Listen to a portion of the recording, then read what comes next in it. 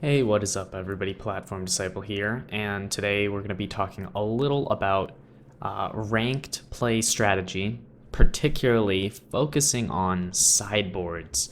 The reason I want to do that is because it's a big factor in the game, and I think a lot of people underestimate how big of a factor sideboarding is in the terms of overall strategy.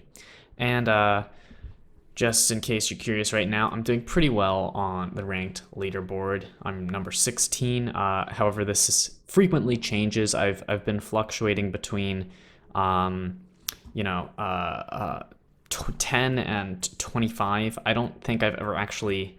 I've been in between there for the past week or so. But anyways, there's new ranked rewards, so there's more reason to try as hard as you can in ranked and to give it your shot. Top 100 players get rewarded, which is good. It's at the end of every month. It's very good that there are good rewards and that they happen more frequently. My one complaint would be that top 100 players is extremely, extremely under ambitious for this card game because one of the problems of Infinity Wars, of course, is that it has low numbers of players and only rewarding the most elite 100 players is going to disincentivize players who are less familiar with the game into trying to play more frequently or more competitively. That being said, I think a better reward system would be to reward the top 100 players, right? But also have benchmark rewards similar to how something like Hearthstone or League of Legends or any other video game I can think of that uses a rank system, where once you hit a particular rank, you will get a reward. Admittedly, like I mentioned, League of Legends and Infinity Wars actually have a similar system, which is you get these borders. Right now, I think this is the platinum border. I'm not sure, but you get that for getting a certain rank. Yeah, I'm platinum. But that leaves very little incentive to go much higher. I mean, I could get diamond ranked, but whatever. It's hard and it's not really that big of a deal for just a border, in my opinion. What I think they should do is at the end of every month, in addition to rewarding the top 100 players, every player for either maybe every 500 points they have, or 100 points, or 1,000, I don't know. They should get packs, booster packs or something. One thought is that it would also be nice if it used your highest rating rather than your current rating, and that would encourage players to, play more, because one problem with having a rank system that uses your current rating is that it makes people afraid of losing. Like, let's say, actually, I'm going to bring this up again. Ages ago, before this new kind of rank system, I think I was top 10, I want to say. I was really up high, and it got to the point where if I won a game, I would only gain a smidgen in points, and if I lost a game, I would just get devastated and lose a ton. So you don't want people to be afraid of losing. I literally stopped playing because it didn't feel worth it. There were long queues and I was losing rank if I played faster than if I didn't play. That's a problem. All right, back on track. We're talking about sideboarding today. I'm going to bring up the Baby Bots deck, which I featured in a previous video. This list is extremely similar to the one in the video. I've made like only a couple edits since then. So you can check out the other video if you want. But anyways, this is the deck that I've been using for the most part that got me to number 16 on the leaderboard. I've used a couple others, but we're going to talk about sideboarding and use this deck as an example. You can see the sideboard here, but let's talk about what a sideboard is. So a sideboard is a set of 12 or less cards that you can add or swap in between games during ranked. So if you win or lose the first game or tie, before the second game, you have an opportunity to edit your deck slightly. And the purpose of a sideboard is obviously to increase your chances of winning come the second game, whether you won the first game or not. Sometimes you win the first game, but you can still increase your chances of winning again. And other times, when you lose the first game, there's obviously something you can do in terms of your sideboard to improve your deck. So, sideboard, first of all, let's start off with, I said you can add or swap. One thing I personally believe is you should always try to make swaps, not adds. Try to keep your deck as few cards as possible. I think the one exception is if you're playing against a mill deck or a deck that tries to force you to draw your entire deck. You might not do that, but that's a very, very rare circumstance.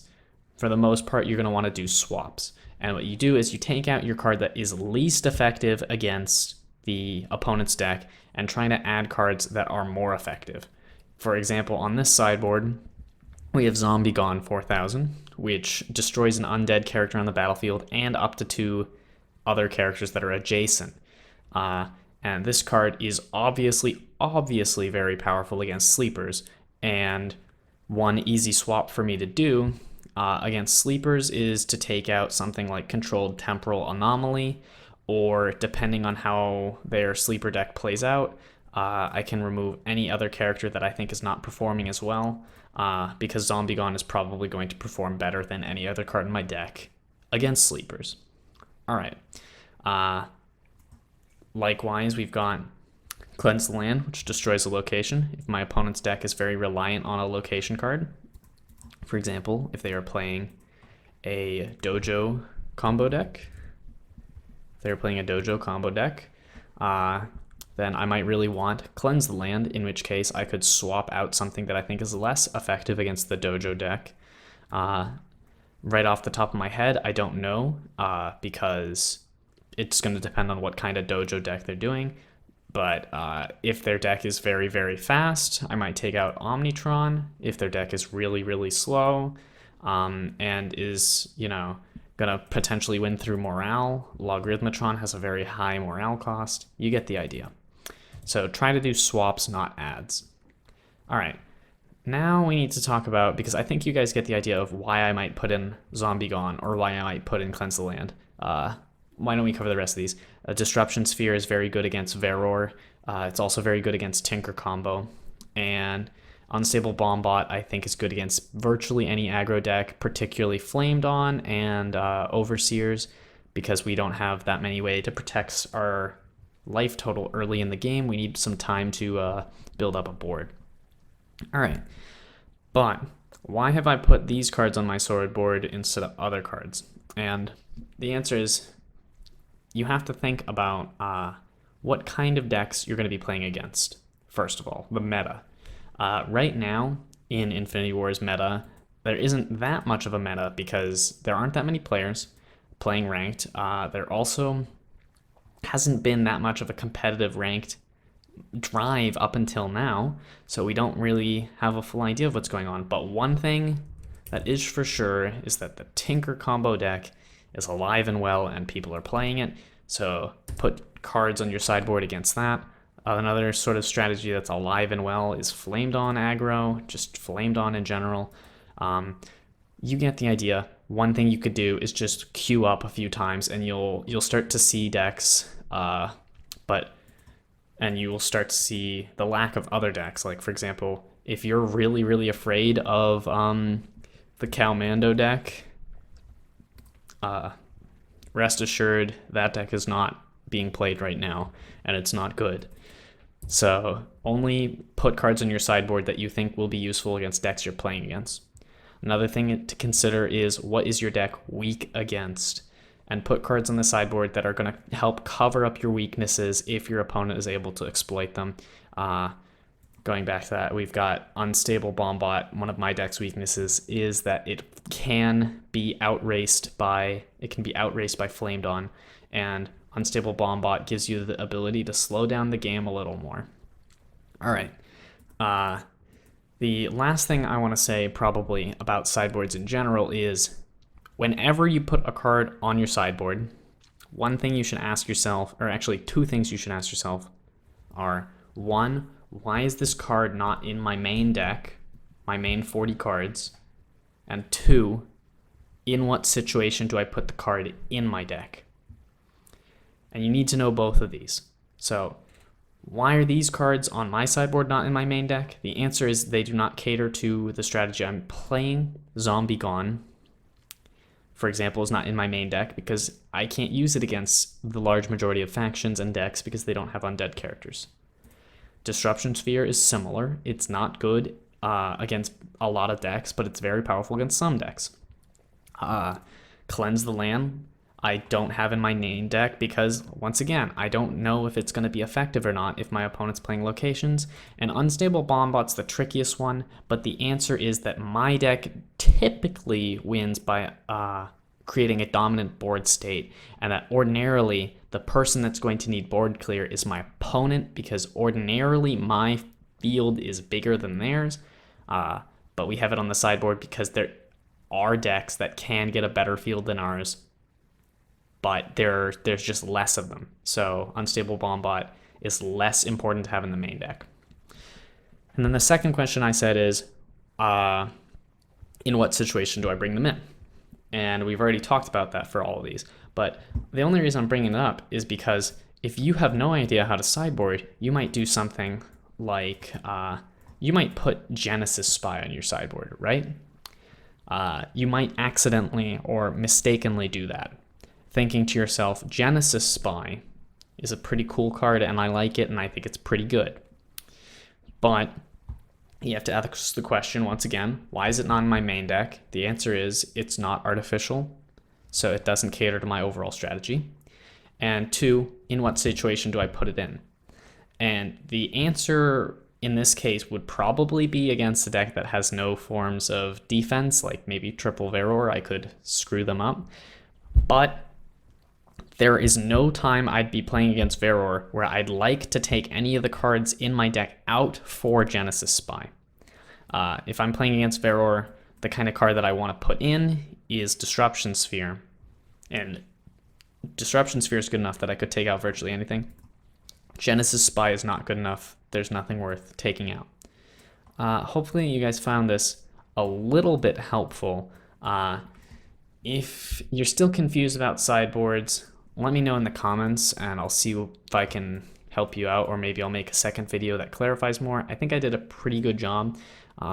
If you have a question of which cards you should put on your own individual sideboard, I can't necessarily answer that, but I'm going to say again, 1, consider the kinds of decks that are out there, which decks are strong. Right now, I'm going to say it again, Tinker Combo is the one I've been seeing the most. And then 2, what are your weaknesses? For example, let's bring it up again. Here's a really good example. Rally. This card gives 15 morale. I don't use this card on my Descendants of the Dragons deck because most of the time I don't have any trouble beating morale-based decks, and I almost never lose through morale. On the other hand, when I'm playing sleepers, my sleeper deck very frequently loses to morale. So I have Feast on the Dead on my sideboard. Both of those cards are very similar. They're 5 cost, have no effect on the game other than they gain morale.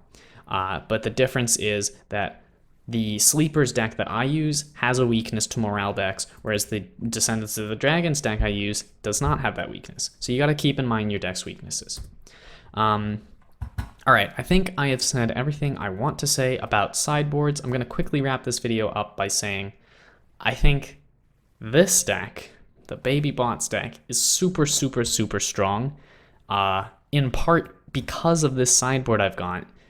Lets me really, really handle a very large variety of decks, because I can control aggro decks by handling them with Unstable Bombot, and I take out the slow cards like Omnitron and Omnimind, and I can handle the really slow control decks by putting in things like Disruption Sphere, and I can take out some of my cards that I don't think are going to be as relevant against control decks, like the aggro cards, like potentially, I mean, Cannon Fodder isn't really an aggro card, but the point is it doesn't accomplish much unless I get buffs on it and a control deck can kill it a lot.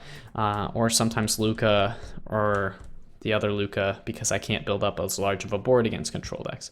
So the point is, this deck with the sideboard covers a lot of its own weaknesses and gains a lot of strengths. And that should be your goal with a sideboard, is make your deck better. Make your game 2, if your game 1 you have a 60% chance of winning, you want your game 2 to be 70% chance. Likewise, if your game 1 was bad and you only had a 40% chance of winning, make it better once you sideboard. Try to up that to 40%, try to up that, or excuse me, not 40, try to up to 50%, try to up that to 60%. Increase your chance of winning, use your sideboard to dominate game 2 and game 3. Or end the match as quickly as you can by just winning 1 and 2 in a row. You get the idea. All right, I know I've said I've stopped talking, but we got one more thing to say, which is that there are very, very few occasions that I don't sideboard. That being said, sometimes I don't sideboard, but only when none of my sideboard cards are relevant. Given my sideboard, almost always 1 or 2 of the cards are relevant. I think the one exception, and I haven't seen this come up yet, would be if I played against a Warpath deck, probably. Like a true just Warpath Beasts deck, I might not sideboard, in part because I think my deck would be able to handle the Warpath deck very well with just the cards in my deck. And second of all, Warpath doesn't have zombies, Warpath doesn't use that many abilities, Unstable Bombot isn't as important because Warpath is slower and has characters that have very high health. Cleanse the Land is the only one I might use, but for the most part, Warpath doesn't have locations that are going to outright win them the game. They have locations that kind of give them a slight advantage, and I don't feel like I need to kill them as much as something like Jinhai Dojo that I already brought up. All right, I'm really done for real this time. I hope you guys enjoyed the video. I hope you guys found it helpful, and until next time, peace out.